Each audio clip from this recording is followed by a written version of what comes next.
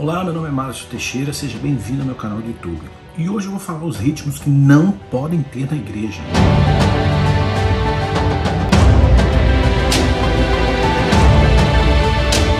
Eu quero convidar você a se inscrever no meu canal do YouTube e clicar no sininho de notificação para que você seja sempre avisado quando eu subo um vídeo novo aqui no YouTube. Muito bem, essa pergunta me foi feita por uma pessoa que está inscrita no meu canal. É um irmão que eu conheço há muitos anos e nos reencontramos há pouco tempo. Ele está morando na Austrália e ele mandou um áudio muito interessante que eu gostaria que você ouvisse aqui agora a pergunta que ele me fez. Márcio, eu queria fazer uma pergunta para você, porque eu realmente não tenho esse tema fechado assim. Mas, por exemplo, se a gente pega um estilo específico de música, né? O metal ele é bem específico. Pegar funk, que a gente sabe muito bem para que é usado o funk, e botar na igreja com música de louvor. Pegar rap, né, que a gente sabe muito bem. Esse tipo de estilo, né? Eu creio que Deus pode santificar todas as coisas e purificar todas as coisas, né? E eu curti a sua música, mas que nem eu te expliquei da primeira vez que eu ouvi, me deu aquele frio na espinha, né? Então, qual é a sua visão nisso daí, né? Você acha que tá ok? Quais são os critérios, assim? Eu realmente tô interessado, né? Me passa aí seus pensamentos. Bem, essa pergunta tem uma série de etapas, né? Em primeiro lugar, com ritmo, né? E a primeira passagem que me vem à lembrança é o seguinte: Êxodo capítulo 32 nos conta a história do bezerro de ouro, né? Eu já li e reli essa história algumas dezenas de vezes e eu gosto muito da perspectiva que a Bíblia nos dá, que é o seguinte: quando Deus fala para Moisés sobre o que está acontecendo no campo, né, sobre no acampamento ali, ele fala: olha, desce, porque o teu povo que fizesse subir do Egito se corrompeu. Ele fala, não é nem o meu povo, é o teu povo.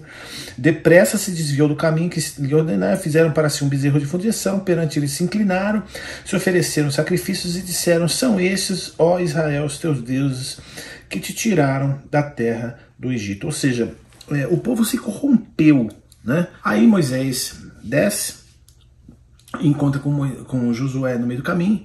Aí Josué vira para ele e fala assim: ora, ouvindo Josué a voz do povo que jubilava, disse a Moisés: alarido de guerra há no arraial. Respondeu-lhe Moisés: não é alarido dos vitoriosos, nem alarido dos vencidos, mas é a voz dos que cantam que eu ouço. E eu acho interessante que a Bíblia aqui, ela não se preocupa em nos dizer qual era o estilo de música, qual era os instrumentos que estavam sendo tocados, mas diz que havia uma festa, havia dança e havia música, porque eles cantavam. E o principal que esta passagem nos fala é sobre a perspectiva de Deus, onde Deus fala: o meu povo se corrompeu, e ele revela para Moisés exatamente o que está acontecendo no acampamento, sem Moisés ainda nem ter chegado lá. Moisés estava na presença de Deus. O que isso me fala?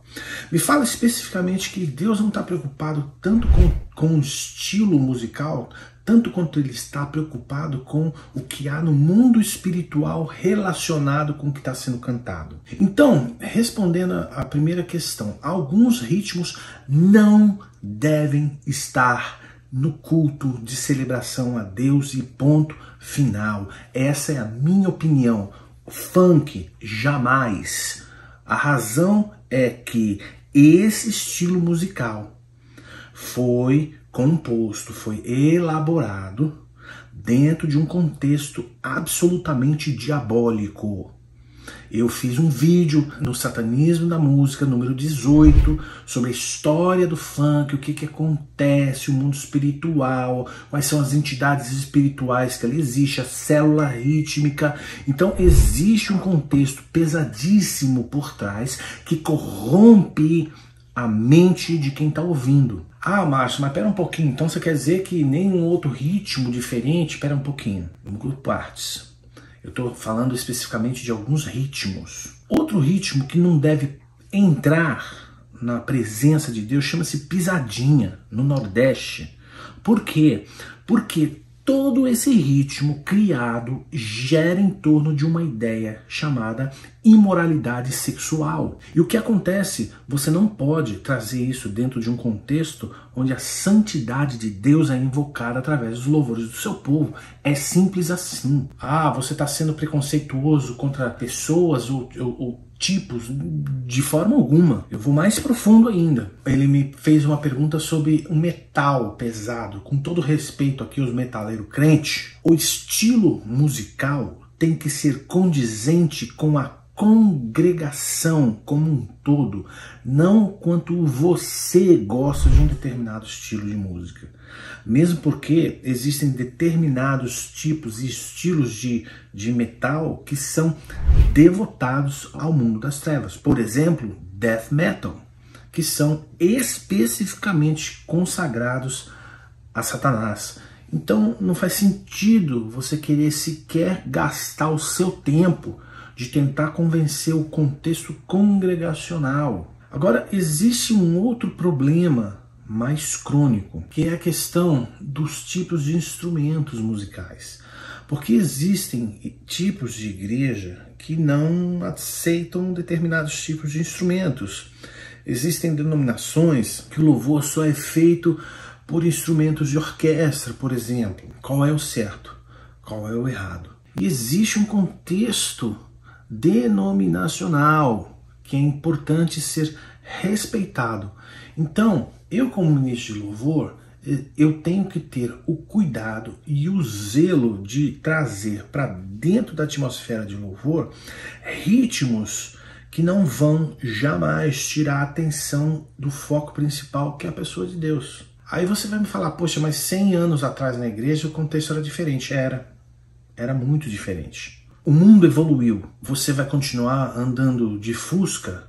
Ou você vai querer andar com um carro que tem um controle remoto, que tem um GPS e tal? Não que o Fusca seja ruim, foi meu primeiro carro e amo. Mas a questão é, se você pode usufruir do que existe de moderno, de uma forma que você glorifique a Deus, qual é o problema? Aí uma outra questão que me foi levantada é que na minha música, naquela composição que ele ouviu, chama-se Abba Pai. Eu vou convidar você a ouvir, tá? E você tire as suas conclusões dessa composição. Por quê?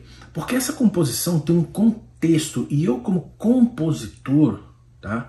Eu me dou ao direito de escolher um determinado tipo de orquestração que eu quero para aquela composição, para que aquilo passe uma ideia para a audiência que eu estou querendo alcançar.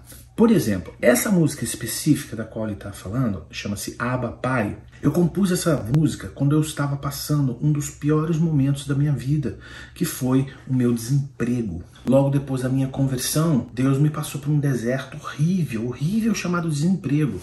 E depois de 3 anos e meio que eu estou nesse perrengue, um dia eu sento no piano na minha casa e começo a me derramar em lágrimas perante o Senhor. E aí eu cantei essa música, eu estava no piano e comecei a me derramar perante o Senhor e cantei: Abba Pai, Tu és a força do meu caminhar, Filho bendito, pedra angular, Tu és meu Senhor, és tudo em mim, Tu és meu refúgio puro em amor. Abba Pai, Tu és a fonte do meu cantar, Tu és bem-vindo neste lugar, pra em Teu altar erguer minha voz, em Tua presença Te adorar. E aí, quando eu cantei isso naquele dia, eu me derramei em lágrimas. Eu pensei na hora, cara, esse arranjo tem que ser um arranjo power, porque tem que comunicar a dor da minha alma, tem que comunicar aquela angústia que eu estava vivendo e ela tem que me arrancar das profundezas do abismo chamado depressão. Não dá para ter com uma flauta, não dá para ter um violino ali. Aliás, tem um violino, mas tem um rock por trás, porque eu tenho que mexer na emoção da pessoa. Então, como compositor, Deus me ensinou, me descortinou os princípios, né? Então eu sei compor uma música e usar um instrumento para que aquilo fale o coração da audiência. Mesmo porque, cara, quando eu tô compondo, com todo respeito às pessoas que vão ouvir, eu não tô nem aí, entendeu? É comigo com Deus. Se aquilo que eu tô cantando, se aquilo que eu tô tocando, que eu arranjei não for verdade para mim, não quero nem saber de lançar. Mas eu quero, depois de 10 anos, 11 anos, como é o caso, eu não tenho vergonha de mostrar essa composição. Porque é uma música muito forte, que fala na alma daqueles que estão sofrendo. Então não dá para ser com uma coisa suave, porque não combina, entendeu? E outra coisa, existem tipos de canção que não vão tocar na igreja. E nem por isso você precisa discriminá-las porque existe um tipo de orquestração. Vou dar um exemplo. Tem um grande amigo meu, Marcos Neves, é um compositor assim magnífico, que ele compôs uma obra, ele tem 2 CDs, dois álbuns, né, chamado Viola Louvadeira, que ele usa viola caipira tocando hinos antigos, e é a coisa mais deliciosa, mais maravilhosa de se ouvir, e é um músico maravilhoso, mas não está tendo igreja, percebe? Porque é um estilo musical que não é aceito pela igreja. Então existe o aspecto da cultura da igreja e existe o aspecto do preconceito. Eu estudei, sou amigo pessoal do Ron Kenoly, que foi um dos maiores cantores e líderes de adoração que eu tenho como referência, né, para minha vida. Ele falou uma coisa tão poderosa uma vez, ele virou e falou assim: Márcio, eu viajo o mundo, né? E eu tenho uma tristeza muito grande às vezes em ver as igrejas mundo afora cantando os enlatados americanos, entendeu? Versus utilizar a própria cultura local para que eles utilizem a cultura local dentro do louvor, ou seja, cara, resgata aquilo das mãos do diabo e usa aquilo que pode ser aceito dentro da comunidade. Por exemplo, eu vou te explicar o que eu quero dizer. Eu fui execrado por uma pessoa aqui dentro do meu canal, quando eu cantei isso aqui, ó. Deus já nos revelou seu imenso amor, que de graça deu. Cara, isso aqui é Brasil. Isso aqui foi consagrado ao Senhor. Tem bossa nova que detona a tua alma? Tem! Essa não é um caso. Essa foi consagrada ao Senhor. Mas aí você fala, pô, mas pera um pouquinho. Como é que fica isso aí? Porque afinal de contas é tocado no mundo. Cara, abre em Êxodo 25 e veja que Deus deu uma ordem a Moisés. Moisés, faça exatamente esse santuário do jeito que eu vou te mostrar, cara. E pede pro povo trazer as ofertas. E a Bíblia descreve as ofertas que foram sendo trazidas e uma delas era ouro, né? E o ouro, cara, ele foi usado para cobrir a Arca da Aliança, né? Foi usado para colocar ali nas paredes do tabernáculo, foi usado ali para colocar no menorá, né? Ele foi ouro batido, ouro maciço, que é a menorá, que é o candelabro. Depois tem a mesa dos pães, o altar de incenso, tudo de ouro. Deixa eu só te fazer uma pergunta simples: de onde vem esse ouro? De onde veio? Da 25 de março em São Paulo, que não é, né? Esse ouro veio do Egito, que era consagrado aos demônios. Porém, Moisés pegou aquilo, consagrou, ungiu e dedicou ao Senhor. Sabe o que aconteceu? Lê capítulo 40 de Êxodo, a glória veio. Então eu acho que tem que ter um bom senso para a aplicação de ritmos que vão glorificar a Deus, aceitos pela congregação, principalmente aceito pelo pastor, né? Aceito pelo pastor, porque se o pastor falar não quero, cara, não quer, ponto final. Entendeu? Então, seja algo que vai honrar ao Senhor e não causa escândalo. E vão haver ritmos que não são apropriados. É simples assim. Vou te falar um outro ritmo que eu gosto muito, que eu acho muito... A minha primeira música que eu compus, sem eu saber, foi um baião. Primeira vez.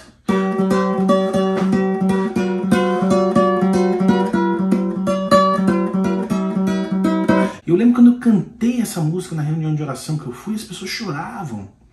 Porque aquela música glorificava a Deus acima de tudo.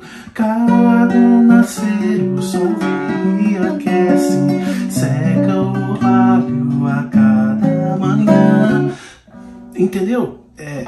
Mas foi uma música que eu nunca cantou na igreja. Mas eu cantei numa reunião de oração e Deus abençoou as pessoas. Outra música, forró, é um ritmo que é cantado com letras que não sensuais, que não é legal, né? Mas por que não você reconsagrar isso? Eu tive fome e me deste de comer, eu tive sede e me deste de beber. Andava cego, mas agora eu posso ver a sua graça mesmo sem eu merecer. Foi fruto de um testemunho de um irmão, que um dia eu quero trazer aqui no canal. O testemunho dele é maravilhoso. Rico é o nome dele. Tem ritmos que eu não vejo problema algum. Vai muito da cabeça das pessoas. Eu sei que vão ter pessoas aqui que vão discordar de mim, não tem problema. Pode discordar, coloca a sua discordância aí, vai ser benção, a gente vai entrar num acordo, tudo bem. Se eu não seja mal educado, xingue, né? Porque aí eu vou ter que te bloquear. Olha só o que aconteceu aqui nos Estados Unidos comigo, tá? Eu era ministro de louvor numa igreja americana, pequenininha igreja americana, e um dia o meu pastor me pediu: Márcio, faz uma música brasileira em inglês. Aí eu ensinei o hino Tu és fiel, Senhor, em bossa nova.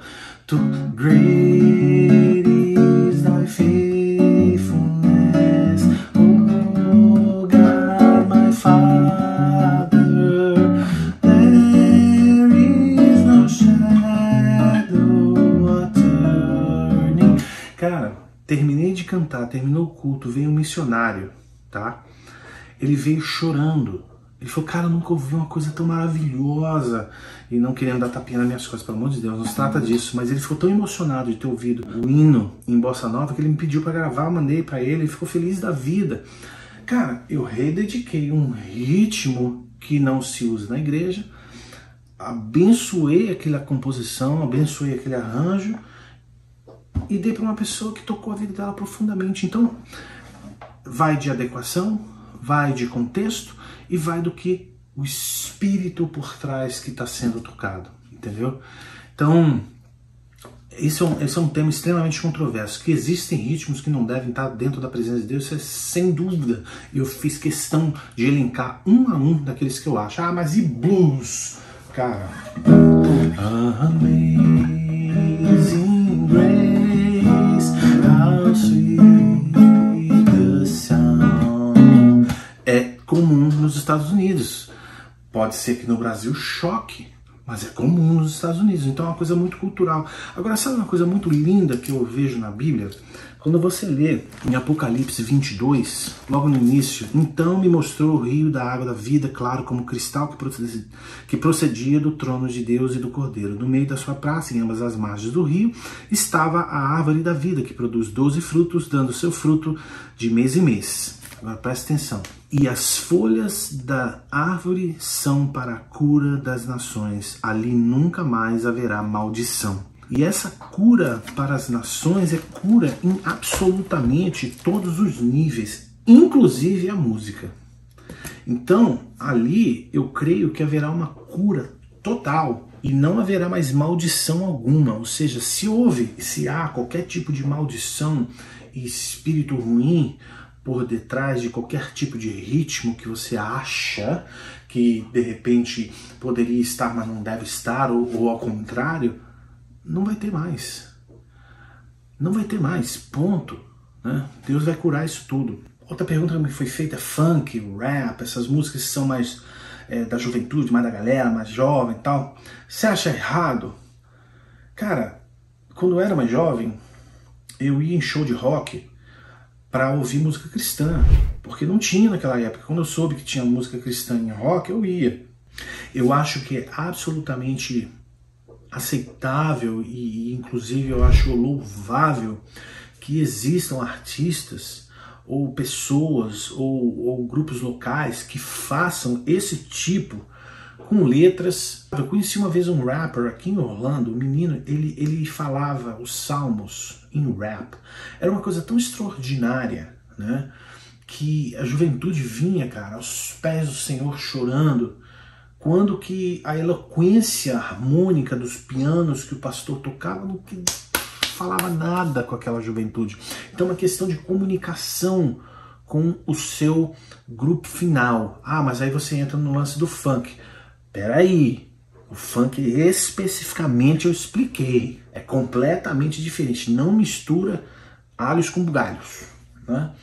E rap music, hip hop que são poesias, né, que deveriam ser poesias, que hoje são pútridas, né, cheias de palavrão, cheias de imoralidade. Consagra a vida da pessoa, deixa a pessoa fazer a poesia para o Senhor, por que não pode? Mas não vai estar dentro do contexto litúrgico, vai estar dentro do contexto de jovens, é simples assim. Então é isso, eu espero que eu tenha respondido a contento, eu espero que eu tenha satisfeito a resposta desse meu querido irmão lá da Austrália. Se você quiser inclusive discordar, eu te dou as boas-vindas de você fazer. Faz com educação, faz com classe, vamos elevar o nível da nossa discussão, tá bom? E eu gostaria de pedir para que você, se você gostou desse vídeo, dá um like aí, deixa seu comentário e compartilhe esse vídeo, porque toda vez que você compartilha o vídeo, o YouTube espalha essa mensagem mundo afora, tá bom? Deus te abençoe e até o próximo.